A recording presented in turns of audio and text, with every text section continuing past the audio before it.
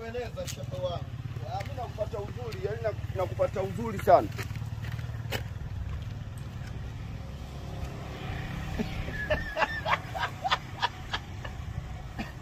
Shehe uteni ule. Kweli yani hapo ndo nimeamini kwamba mtembea bure na mkabule tofauti ya mtembea bure mkabule ndio hii.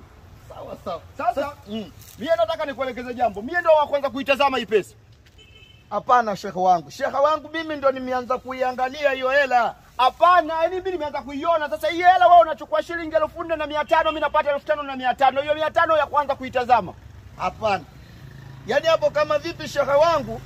Basi hii hela tufanye wewe uchukue 4,500 na mimi nichukue 4,500, alafu hiyo 1,000 tuitupe. Basi hata hivyo itakuwa sawa, sababu tukisema tuchukue 5,000 kwa 5,000 basi watakuwa na nizi yake mimi.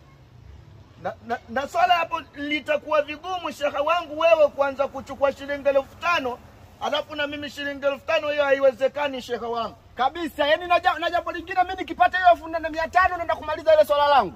Sawa sawa. Naenda kununua lile.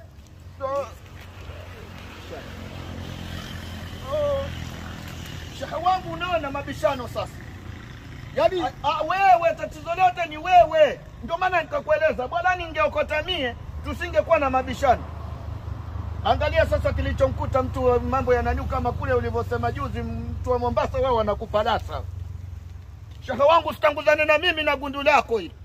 Wewe ndio una gundu bwana. Watu wenye vitumbo ndio mlivyo nyewe.